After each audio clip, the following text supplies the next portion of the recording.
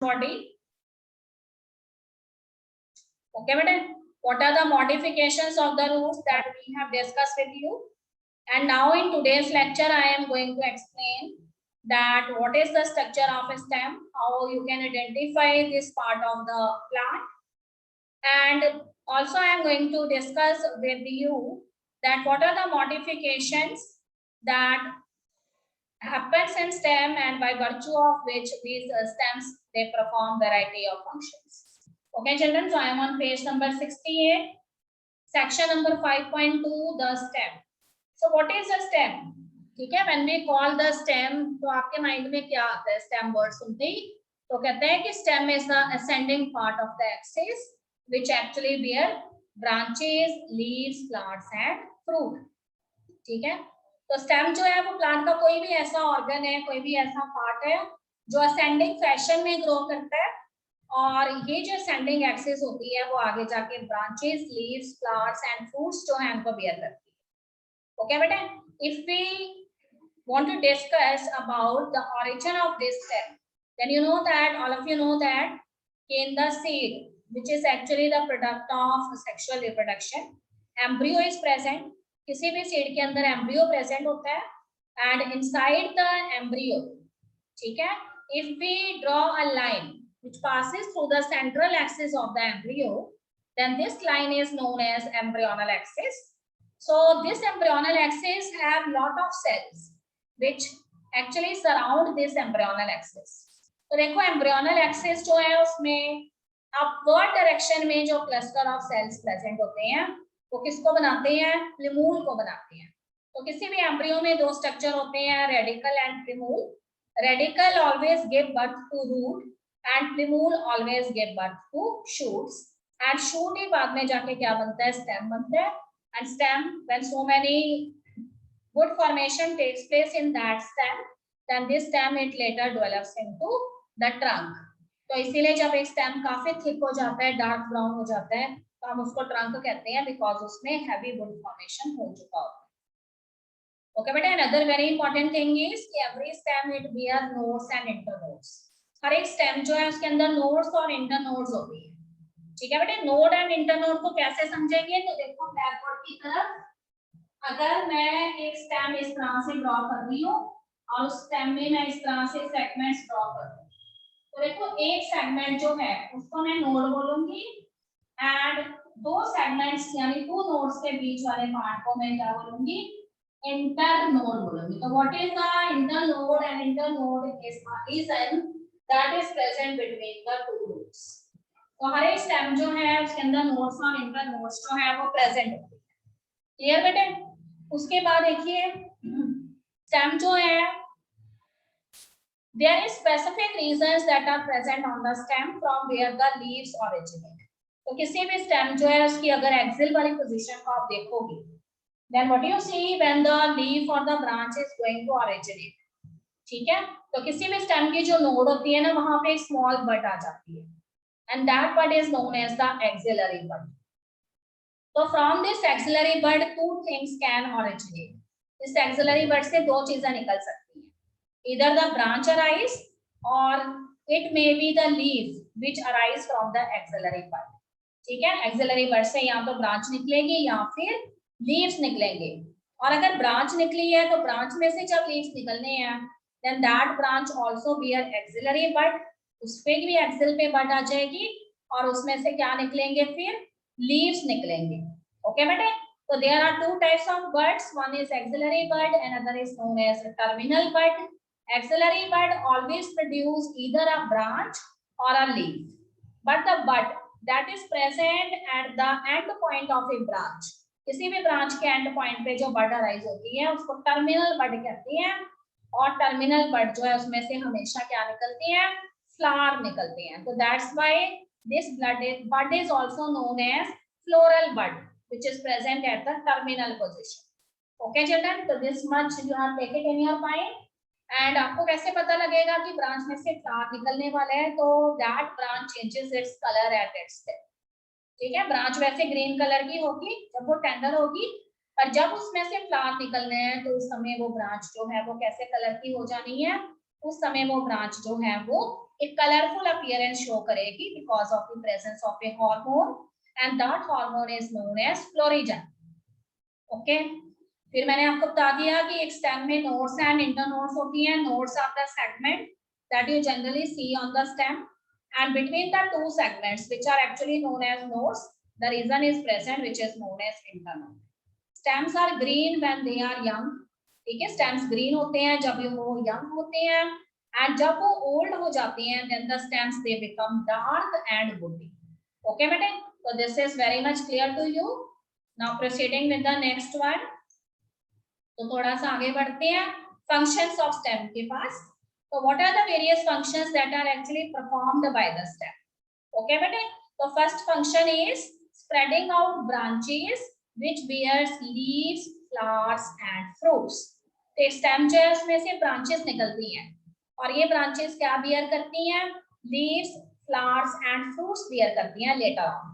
Second is it contains water, mineral and it also do the process of photosynthesis. So if water and minerals are absorbed by root, then these water and minerals they are transported by the stem.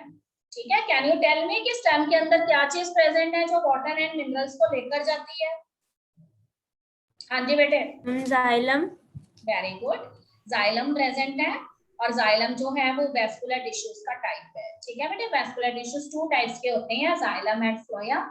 Phloem food लेके जाती है and xylem water and minerals लेके जाती है। Okay children, next very important function is कि stem कई बार photosynthesis भी करते हैं। तो sometimes in case of desert plants, ठीक है, where the water deficient conditions are there, तो here the leaves they reduce into spines. Leaves जो है वो रिड्यूस होकर स्पाइन बन जाते हैं। अगर आपने कैक्टस देखा हुआ है तो कैक्टस में जो आपको ग्रीन एक्सपेंडेड पोर्शन नजर आता है that is actually the stem of the cactus and it is here develop chlorophyll pigment and do the process of photosynthesis. Okay children, next one is stem perform the function of storage of food, support and protection. Stem जो है वो सिर्फ water and minerals जो है या food को conduct ही नहीं करते, उनका transport ही नहीं करते, it is also performing variety of other functions like storage of food. ठीक है, you have heard about so many stems जिनमें कि food store होता है। For example, potato जो है वो एक modified stem है, ठीक है बेटे। उसी तरह से सपोर्ट भी प्रोवाइड करते हैं। तो sometimes the stem they bear thorns and spines and by which they do not allow the browsing animals to move over the tree. तो here they are providing additional support and protection. Okay, तो इसके अलावा stem जो है वो देखो यहाँ पे नीचे मैंने आपको स्टेम दिखाया हुआ है। तो यहाँ पे देखो आपको डिफरेंट सेगमेंट्स नजर आ रही हैं, जंक्शंस नजर आ रहे हैं स्टेम पे। these are known as nodes और दो नोड्स के बीच के रीजन को इंटरनोड कहते हैं। फिर देखो यहाँ पे मैंने आपको बताया कि नोडल वाले रीजन में से ये ब्रांच निकल रही है, मतलब जब ये ब्रांच निकलनी है ना before the origin of this branch यहाँ पे एक एक्सिलरी बड आ जाएगी। ठीक है बेटे, साइड वाले लेटरल पोर्शन में उसमें से या तो ब्रांच निकलेगी या फिर लीव्स निकलेंगे। यहाँ पे देखो आपको थॉर्न्स नजर आ रही हैं और कई बार आपको स्पाइन्स भी नजर आते हैं। So all of these are only for the purpose of support and protection. Another thing is कि stem is also involved in the process of vegetative propagation. अब बताइए मुझे कोई ऐसा एग्जांपल जिसमें stem vegetative propagation कर रही है? हाँ जी बेटे, कोई भी ऐसा stem जो vegetative propagation करता है बताओ। मैम रोज। वेरी गुड, रोज की कटिंग्स होती हैं। अगर हमें रोज प्लांट लगाना है तो यहाँ पे स्टेम कटिंग्स हम यूज करेंगे। ठीक है, अगर हमने बैम्बू लगाना है तो देखो बैम्बू के कोई सीड्स नहीं होते, बैम्बू जो है उसकी भी हम कटिंग्स लेते हैं उसको लगाते हैं। तो यहाँ पे वेजिटेटिव प्रोपगेशन स्टेम के जरिए हो रही है। Okay children, now I am proceeding with next one, modification of stem. तो stem is not only performing the function of transportation of water and minerals as well as food, whereas it is also performing some of the additional functions which is except their main function. ठीक है बेटे, तो one another function of the stem is the underground stems of potato, ginger, जिमीकंद they are modified to store food. ठीक है, तो potato के अंदर भी मॉडिफाइड स्टेम होता है, जिंजर होता है, अदरक में भी मॉडिफाइड स्टेम है जो फूड को स्टोर करता है। जिमीकंद ठीक है, जमीन के नीचे ग्रो करने वाला स्टेम होता है तो जैसे हम मटर के साथ पनीर की सब्जी बनाते हैं, in the same way you can also make the curry of jimikand. ठीक है, जिमेकन की करी आप तैयार कर सकते हो। ये सारे जो है उसमें फूड की फॉर्म में स्टोर होते हैं। ठीक है बेटा, इसके अलावा टर्मरिक इज अनदर एग्जांपल, जिसे हम हल्दी कहते हैं। एंड कोलोकेशिया, कोलोकेशिया इज अरबी, अरबी जो आप अपने घर में यूज करते हो उसको हम कोलोकेशिया कहते हैं। ठीक है, सेकंड पॉइंट में देखिए, stem also act as organ of perennation to tide over conditions unfavourable for growth. कई बार वो कहते हैं कि स्टेम्स जो हैं वो ऑर्गन्स ऑफ पेरिनेशन की तरह काम करते हैं कि when there are unfavourable conditions present in the habitat, तो उस केस में जो स्टेम है ना, वो प्लांट को फर्दर रिप्रोड्यूस नहीं होने देता है, उसका रिप्रोडक्शन का जो रेट है उसको स्टॉप कर देता है। तो इसलिए स्टॉप करता है कि प्लांट जो है उसके कंडीशंस जो है जिस हैबिटेट में वो ग्रो कर रहा है उसमें कंडीशंस फेवरेबल नहीं है, तो इस वजह से प्लांट जो है, न्यू प्लांट जो बॉर्न होंगे उनकी डेथ ना हो जाए, इसलिए वो क्या करता है यहाँ पे ऑर्गन ऑफ पेरिनेशन की तरह बिहेव करता है। जी बेटे, third point is stem tendrils help plant to climb in gourds such as cucumber, pumpkin, watermelon and grape vines. ठीक बेटे, तो कई बार कहते हैं कि स्टेम जो है उसमें से टेंड्रिल्स अराइज होते हैं। What are tendrils? Tendrils are the curled epidermal cells. ठीक है, जैसे हमारे हेयर्स कर्ल हो जाते हैं उसी तरह से स्टेम जो है उसमें से कुछ कर्ल्ड स्ट्रक्चर्स निकलते हैं जिन्हें हम टेंड्रिल्स कहते हैं, और ये जनरली हमें गॉड्स में नजर आते हैं। गॉड्स का मतलब होता है बेले। ठीक है, ऐसे वेजिटेबल या फ्रूट जो बेलों के ऊपर लगते हैं। फॉर एग्जाम्पल कुकुम्बर, कुकुम्बर होता है खीरा। ठीक है, पंपकिन इज कद्दू हेयर एंड वाटरमेलन जो है वो तरबूज होता है। ठीक है, तो इन सभी के अंदर क्या प्रेजेंट है? Stem tendrils are present. Okay, but another very important thing is the axillary buds of the stems, they are modified into woody straight pointed thorns.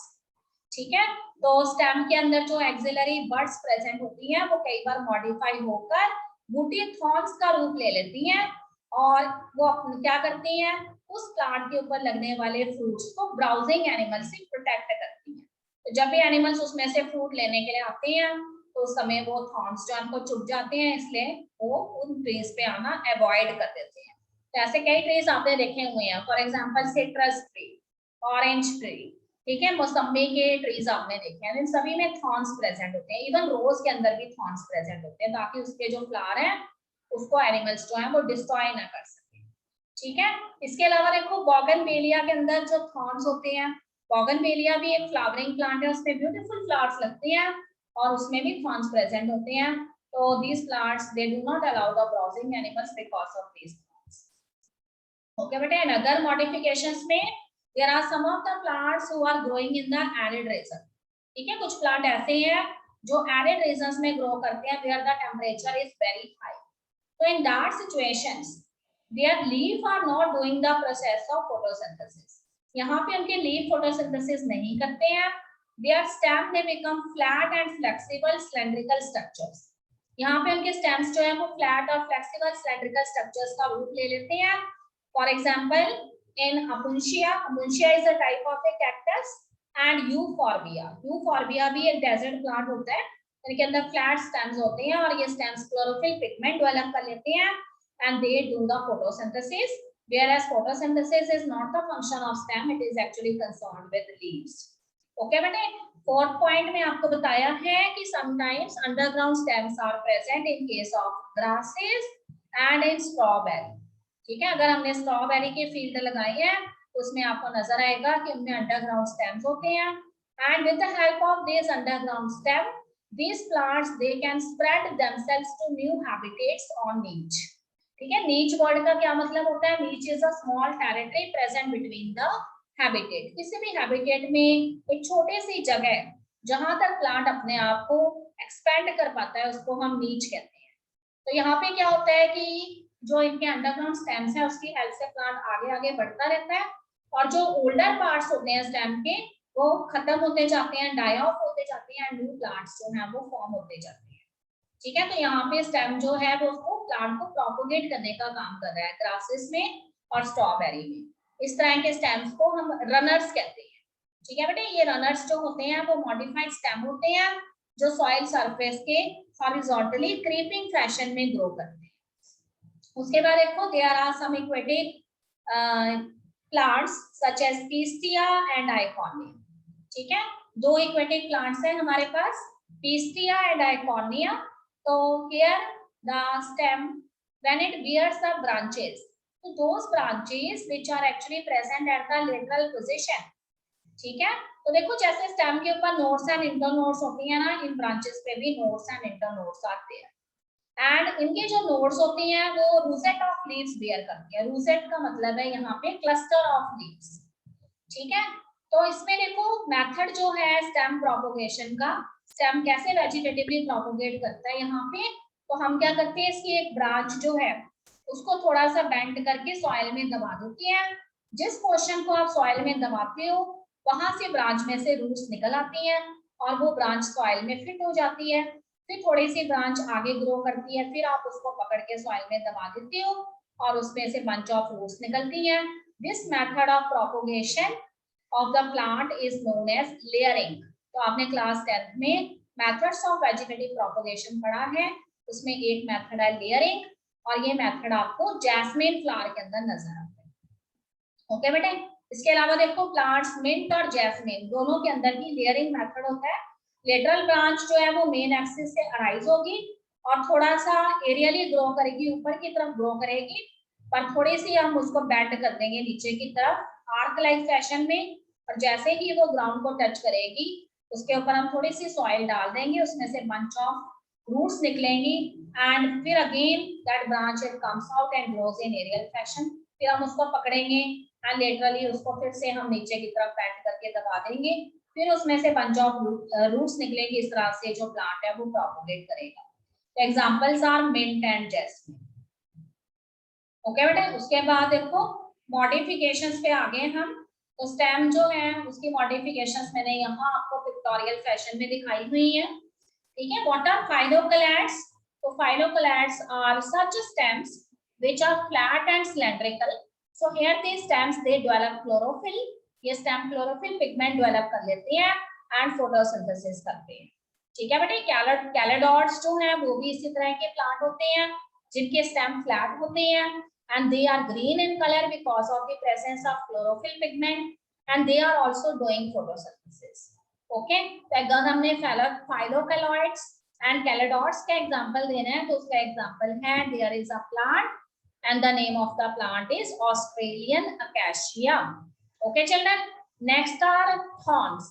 तो thorns में मैंने आपको बताया कि there are some axillary buds that are present in the axil of the stem. तो stem की जो nodes होती है ना उसमें से axillary buds जहां से निकलती है वहां पे ही तो axillary bud modify होके किसका रूप ले लेती है, thorn का रूप ले लेती है। तो देखो पिक्चर नंबर 2 में आपको thorns नजर आ रहे हैं। तो ये जो कांटे होते हैं जब भी कोई एनिमल इनके ऊपर मूव करता है उनको चुभ जाते हैं और इसलिए एनिमल अवॉइड करता है एंड जो प्लांट है वो अपने वेजिटेबल्स या फ्रूट्स को प्रोटेक्ट कर लेते हैं। तो most of these thorns they are generally seen in citrus plant. ठीक है, ऑरेंजेस में, मौसमी के अंदर होते हैं। उसके बाद देखो पिक्चर नंबर, ये थॉर्न से पहले वाली जो पिक्चर है उसमें आपको स्टेम टेंड्रिल्स नजर आ रही हैं। तो stem tendrils they are much more powerful than leaf tendrils. ठीक है, तो स्टेम की जो एक्सिलरी बड्स हैं अगर कई बार वो थॉर्न्स बन जाती हैं तो sometimes they also develop into tendrils. So these tendrils they help the plant to climb. ये टेंड्रिल्स जो है प्लांट को क्लाइंब करने का काम करते हैं और ये जो टेंड्रिल्स हैं ये गॉड्स के अंदर देखे जाते हैं, मींस ऐसे प्लांट्स में देखे जाते हैं जो बेलों के ऊपर लगते हैं। ठीक है, for example cucumber, watermelon, pumpkin, ये सारे बॉटल गॉड्स जिसे हम हिंदी में लौकी कहते हैं। ठीक है, इन सभी के अंदर स्टेम टेंड्रिल्स प्रेजेंट होते हैं। यहाँ पे देखो आपको प्रोपोगेशन दिखाई गई है। तो potato is a modified stem, उसमें आईज प्रेजेंट होती हैं and these are the vegetative organs. इसके अलावा देखो जैस्मिन और मिंट के अंदर आपको बताया कि हम मेथड यूज करते हैं वेजिटेटिव प्रोपोगेशन का which is known as layering. उसी तरह से देखो यहाँ पे इमली के अंदर as well as turmeric and ginger के अंदर। ठीक है, यहाँ पे मेथड ऑफ वेजिटेटिव प्रोपोगेशन जो है वो यहाँ पे पोटैटो की तरह ही मेथड ऑफ वेजिटेटिव प्रोपोगेशन है, राइजोम्स प्रेजेंट होते हैं। ठीक है, अगर हम बात करते हैं अरबी की तो सभी बच्चों ने अरबी देखी हुई है। उसके अंदर जो टाइप ऑफ मॉडिफाइड स्टेम होता है उसको हम स्टोलन कहते हैं। It is known as stolon and potato में, जिंजर में और इमली में और टर्मरिक में टाइप ऑफ मॉडिफाइड स्टेम जो होता है उसको राइजोम कहते हैं। ठीक है बेटे। इसके अलावा देखो यहाँ पर आपको दिखाया हुआ है उन्होंने कि there are some of the special type of plants. ठीक है, प्लांट का नेम है रिसिनस, जिसको ये एक वाइल्ड प्लांट है, it grows in any of the barren land. तो इसे अरंडी भी कहते हैं। इनके अंदर भी special type of cylindrical stems present होते हैं। तो यहाँ पे देखो अदरक का स्टेम उसने दिखाया हुआ है, which are known as rhizomes. ठीक है, ये कॉर्न जो है अरबी को कहते हैं, कॉलोफेशिया को कहते हैं। कॉर्न जो है वो अरबी के अंदर स्टेम होता है। एंड पोटैटो के अंदर इस तरह से आइस के ऊपर बड्स आ जाती हैं और ये बड्स जो है उससे पूरा पोटैटो ग्रो करता है। उसी तरह से type of modified stems that are present in case of onion and in case of garlic, they are known as bulb. इनको हम क्या कहते हैं? बल्ब्स कहते हैं। तो इस तरह से स्टेम्स जो है वो अलग अलग तरीके से मॉडिफाइड है। ओके बेटे, तो this is clear to all of you. Is there any problem in the stem portion? हाँ जी children, is there any problem? Shall I proceed? चलिए हम पेज Yes, ma'am. हाँ जी पेज नंबर 69 पर है students, and the next topic is leaf. ठीक है, तो whenever the word leaf it comes in your mind, what do you see? That leaf is actually a plant organ that grows laterally. ठीक है, plant का एक ऐसा organ जो laterally grow करता है, फ्लैट होता है और किसके ऊपर प्रेजेंट होता है? स्टेम पे या फिर ब्रांच के ऊपर। It is known as leaf, इसको हम लीफ कहते हैं। और हमेशा याद रखो कि लीफ जो है वो स्टेम में कहाँ डेवलप होता है? तो leaf it always develops at the node of the stem. मैंने आपको बताया था कि नोड के ऊपर एक्सिलरी बड लगती है। इस एक्सिलरी बड से ईदर द ब्रांच में अराइज और from this axillary bud the leaf में अराइज। ठीक है, या तो उसमें से ब्रांच निकल सकती है या लीफ। एंड एक्सिलरी बड जो है वो एक्सिल में लगने वाली बड होती है। ठीक बेटे, उसके बाद axillary bud it develops into branch and branch later bear the leaves. तो देखो leaves originate from shoot apical meristem. अगर टिश्यू के बेसिस पे, हम सेल्स के बेसिस पे बोले तो आपको पता है कि at the tips of root and shoot what are actually present? Root and shoot apical meristems are present.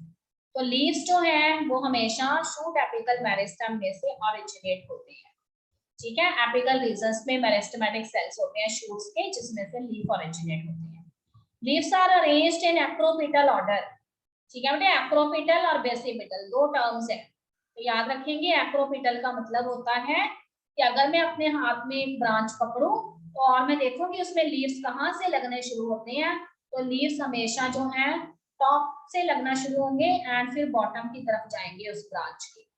तो इस तरह का सक्सेशन जिसमें टॉप में लगने वाला लीव सबसे पुराना होता है और बेस पे लगने वाला लीव सबसे नया होता है, इस अरेंजमेंट को एक्रोपिटल ऑर्डर बोलते हैं। ठीक है, तो ऊपर से लीफ लगने शुरू होंगे या नीचे तक जाएंगे। ऊपर वाला लीफ सबसे पुराना होगा, नीचे वाला सबसे न्यू होगा। Such type of order of arrangement of leaves is known as acropetal order.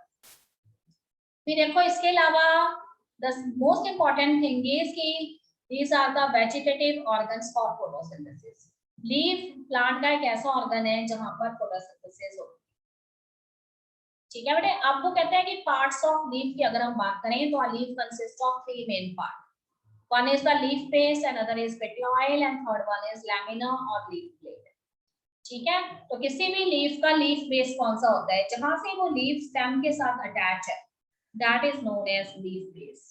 ठीक है, देखो आगे इस डायग्राम के अंदर यहाँ पे ये लीफ है and this leaf is attached with the stem at a point, that point is known as leaf base.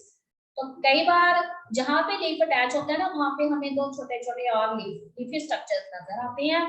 These leafy structures are known as stipules. इनको हम क्या कहते हैं? stipules कहते हैं। ठीक है, और जिस जगह पे लीफ जो है वो ब्रांच के साथ अटैच होता है उसको हम एक्सिल कहते हैं। तो डायग्राम में आपको एक्सिल नजर आ रहा है, this is the leaf base and these are the stipules.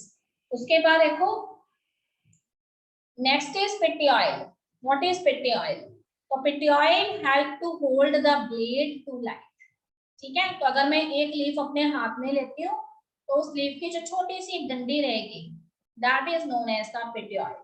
So petioid is actually a small segment which hold the leaf blade. Leaf blade word यहाँ पे लैमिना के लिए यूज किया गया है। तो लीफ का जो एक्सपेंडेड ग्रीन पोर्शन होता है उसको लैमिना कहते हैं, उसको होल्ड करने वाले जो स्मॉल सेगमेंट है उसको हम पिट्यूआइल कहते हैं। तो पिट्यूआइल जो है उसकी हेल्प से लीफ जो है वो विंड के अंदर फ्लटर कर पाता है। ठीक है, विंड के अंदर अगर हमें लीफ जो है वो विंड के अंदर लहराते हुए नजर आते हैं तो that is because of this petiole, and petiole की वजह से लीफ जो है वो लाइट की तरफ अपना माउथ कर सकता है। ठीक है, और इसके अलावा जो है लीव्स की कूलिंग भी पिट्यूआइल की वजह से होती है। नेक्स्ट इज लैमिना और लीफ ब्लेड। लैमिना और leaf blade is one and the same thing. तो green expanded portion of the leaf, ठीक है, लीफ का वो ग्रीन एक्सपेंडेड पोर्शन जिसका मुंह जो है वो सनलाइट की तरफ है, that is known as lamina. And if you see the lamina, what you find that there are so many segments that are present on the lamina. So each of these segments they are known as veins. और अगर veins में से भी further और veins निकली हैं, then they are known as the veinlets. ठीक है बेटे, तो किसी भी लीफ के लैमिना के सेंटर में से जो सबसे बड़ी वेन निकलती है, that is known as the main vein. It is known as the main vein, and what is the special name given to this vein? It is known as midrib. So these veins they actually provide rigidity to leaves. ये veins जो है वो leaves को rigidity provide करती है. Okay, because of these the leaves they can steadily you can see the leaves are stayed in the presence of wind as well as in the presence of sunlight. Okay, beta, so see this diagram. All the things are visible here. So this is the stem. So the junction where the leaf attached with the stem, that is known as what? So that is known as leaf base. And this small segment which hold the green expanded lamina, that is known as petioil. And here where the leaf attached with the stem, that point is known as axil. यहाँ पे bud होती है पहले, फिर बाद में उसमें से leaf या branch arise होती है. These small leafy structures which actually arise at the axil of the leaf, they are known as stipioles. And this green expanded portion of the leaf is known as lamina or leaf blade. And so many segments are present in a characteristic design. They are known as veins. And from veins, so many other smaller veins arise, which are known as veinlets. This is the tip of the leaf. Okay? So this is all about the structure or the diagram of the parts of the leaf. Okay, children. Now there is one another term that I am going to introduce with you: venation. What is venation? So children, all of you remember that venation is actually the arrangement of veins and veinlets in the lamina of the leaf. ठीक है, किसी भी leaf के lamina के अंदर veins या veinlets जो है वो कैसे अरेंज है, they are known as the venation. तो venation is of two types. Venation दो तरह की है. It may be parallel venation और it may be reticulate venation. तो देखो मैंने दो लीफ आपको दिखाए हुए हैं. पैरेलल वेनिएशन जो है उसमें सारी वेन्स जो है वो स्ट्रेटली ग्रो करती हैं और एक दूसरे के पैरेलल होती है. And in reticulate venation, what you see, there is a main vein which is known as midrib, and from this midrib some secondary veins arise, and from the secondary veins some tertiary veins arise. So such type of network of veins is known as reticulate venation. हमेशा याद रखिए कि parallel venations are always found in monocot plant. ठीक है, parallel वेनिएशन हमेशा monocot plants में होती है. फॉर एग्जांपल ग्रासेस के अंदर, बैम्बूज के अंदर, बनाना लीव्स के अंदर. पर reticulate venation is always the characteristic feature of dicot trees. ठीक है, जैसे नीम का ट्री है, पीपल का ट्री है, उसके अंदर आपको रेटिकुलेट वेनिएशन नजर आ जाएगी. Yes children, next is parallel venation. What is parallel venation? So when the veins they run parallel to each other within the lamina. देखो फर्स्ट पिक्चर के अंदर मैंने एक बनाना लीफ लिया है, and what you see that all the veins they are parallel to each other. सारी की सारी veins एक दूसरे के पैरेलल हैं. इस तरह की वेनिएशन को हम पैरेलल वेनिएशन कहते हैं. अगर लैमिना में all the veins are parallel. Okay बेटे, देन ये किसके कैरेक्टरिस्टिक फीचर है? मोनोकॉट प्लांट्स के. तो अगर आप किसी बीट के लीफ को देख लें, पैडी लीव्स, और you can take the leaf of a maize. इन सभी के अंदर सच टाइप ऑफ वेरिएशंस आते हैं। बनाना लीव्स के अंदर, बैम्बू लीव्स के अंदर पैरेलल वेरिएशन होती है। And what is reticulate variation? So when the veinlets they form a network, the variation is known as reticulate variation. ठीक है, अगर वेनलेट्स जो है वो नेटवर्क फॉर्म करती हैं तो इस तरह की वेरिएशंस को हम क्या कहते हैं? रेटिकुलेट वेरिएशंस कहते हैं। एंड रेटिकुलेट वेरिएशन किसका कैरेक्टरिस्टिक फीचर है? So reticulate variation is the characteristic feature of dicot plants. तो यहाँ पे मैंने आपको दो लीफ दिखाए हुए हैं, ठीक है, एक हमने फ्लावरिंग प्लांट का लीफ लिया है and another is a leaf of people tree. दोनों में reticulate variation is there. Yes, but the next topic is types of leaves. So we have different type of leaves. First is a simple leaf. What is a simple leaf? When the lamina of the leaf is entire and the incisions do not touch the midrib. ठीक है, दोनों leaves को ध्यान से देखो। Leaf का lamina जो है वो एक्सटेंडेड है। लीफ के लैमिना की बाउंड्रीज पे आपको इंसीजन्स नजर आ रही हैं, डिजाइन्स नजर आ रही हैं, पर वो इंसीजन्स या जो कट्स हैं वो इतने डीपर नहीं है कि वो मिडरिब को टच कर सके। तो अगर किसी भी लीफ के लैमिना पे इंसीजन्स प्रेजेंट हैं, कटिंग्स प्रेजेंट हैं, पर वो उसकी मिडरिब को टच नहीं करती, तो such type of leaf is known as a simple leaf. तो यहाँ पे आपको रोज का लीफ दिखाया गया है। ओके बेटे, compound leaf, what is a compound leaf? तो when the incisions of the lamina they reach up the midrib, ठीक है, अगर किसी लीफ जो है उसकी बाउंड्री जो है उसपे कटी फटी बाउंड्री हो गई है एंड ये जो इंसिजन्स है ना वो उसके मिडरिब तक पहुंच गई है और उसने जो लीफ है उसको छोटे छोटे लीफलेट्स में डिवाइड कर दिया है, then such type of leaf is known as compound leaf. तो ऐसे लीफ आपको नीम ट्री में नजर आते हैं, ठीक है। If you remember the leaves of the neem, तो नीम जो है उसमें मिडरिब सेंटर में प्रेजेंट होती है और उसके ऊपर छोटी छोटी लीफलेट्स लगी हुई होती हैं। इस तरह के लीव्स को आप कंपाउंड लीव्स कहते हैं। तो कंपाउंड लीव्स जो हैं वो बाइपिन्नेट भी हो सकते हैं, ट्राइपिन्नेट भी हो सकते हैं, ठीक है। बाइपिन्नेट का मतलब है कि मिडरिब जो है उसके ऊपर जो है दोनों तरफ क्या लगी हुई है? लीफलेट्स लगी हैं। पर अगर मिडरिब जो है उसके ऊपर भी शॉर्ट ब्रांचेस हैं और उसके ऊपर लीफलेट्स लगी हुई हैं, then such type of leaves are known as tripinnate leaves. देखो, compound leaves are of two types, pinnate compound leaves and palmate compound leaves. ठीक है बेटे, pinnate compound leaves में number of leaflets they are present on the common trachis, which represent the midrib of the leaf. तो किसी भी leaf की midrib जो है उसके ऊपर काफी सारी लीफलेट्स लग जाती हैं, they are known as pinnate compound leaves. And what is palmate compound leaves? तो palmate compound leaves are such leaves जिसमें कि जो leaflets हैं they all are attached at a common point, that is at the tip of the petioil. ठीक है, petiole की tip के ऊपर एक ही पॉइंट में से bunch of leaflets arise होती हैं। Such type of leaf are known as palmate leaf. तो याद रखिए कि pinnate compound leaf हमेशा नीम प्लांट पे होता है एंड palmate compound leaf हमेशा सिल्क या कॉटन प्लांट के अंदर होता है, ठीक है बेटे। यहाँ पे मैंने आपको दोनों तरह के लीफ दिखाए हुए हैं। तो देखो ये वाला जो पोर्शन है this is the midrib of the leaf, और जो पूरा लीफ था ना उसके ऐसे छोटे छोटे लीफलेट बन गई हैं और वो सारी मिडरिब के साथ अटैच है। तो this type of leaf is known as pinnate compound leaf. Okay बेटे, पाल्मेट लीफ, तो पाल्मेट लीफ जो है उसमें जो होता है थोड़ी सी मिडरिब नीचे रह गई है और मिडरिब की जो टिप है वहां से ऐसे बंच ऑफ लीव्स अराइज हुए हैं और उसमें काफी सारे लीफलेट्स 360 डिग्री एंगल से लगी हुई हैं। तो such type of leaves are known as palmate compound leaves.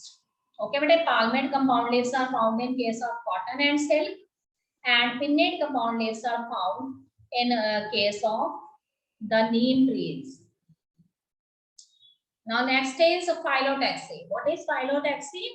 तो अगर मैंने आपको बोला था कि लीव्स के अंदर जो वेन्स का अरेंजमेंट होता है उसको हम वेनिएशन कहते हैं और वेनिएशन दो तरह की है, पैरेलल और रेटिकुलेट। तो what is phyllotaxy? Phyllotaxy is the arrangement of leaves on the stem और ब्रांच, ठीक है। किसी भी ब्रांच के ऊपर लीव किस तरीके से अरेंज है that is known as phyllotaxy. तो फाइलोटैक्सी में be of three types, it may be alternate phyllotaxy, it may be opposite phyllotaxy or it may be whorled phyllotaxy, ठीक है बेटे। तो फर्स्ट इज ऑल्टरनेट फाइलोटैक्सी। तो देखो alternate phyllotaxy में this is the midrib और midrib में एक लीफ नीचे लगा है, देन एक थोड़ा सा उससे ऊपर लगा है दूसरी डायरेक्शन में, फिर एक लीफ लेफ्ट साइड में थोड़ा सा नीचे है और राइट साइड में दो लीफ है उससे थोड़ा सा ऊपर है, तो सारे लीव्स ऑल्टरनेट फैशन में अरेंज है, तो this type of phyllotaxy is known as alternate phyllotaxy. Opposite phyllotaxy में एक ही पॉइंट में लेफ्ट और राइट दोनों डायरेक्शन में लीफ अराइज होते हैं, फिर दूसरा जो लीफ होगा वो भी फर्स्ट वाले लीफ से एग्जैक्टली ऊपर होगा और दोनों साइड में लेफ्ट साइड में भी सेम पॉइंट से लीफ अराइज होगा राइट साइड, तो that kind of phyllotaxy is known as opposite phyllotaxy. World में एक ही पॉइंट से 360 डिग्री के एंगल से लीफ लेट अराइज होगी, फिर उससे स्लाइटली ऊपर अगले पॉइंट पे भी 360 डिग्री एंगल से, फिर अगले पॉइंट पे भी 360 डिग्री एंगल से।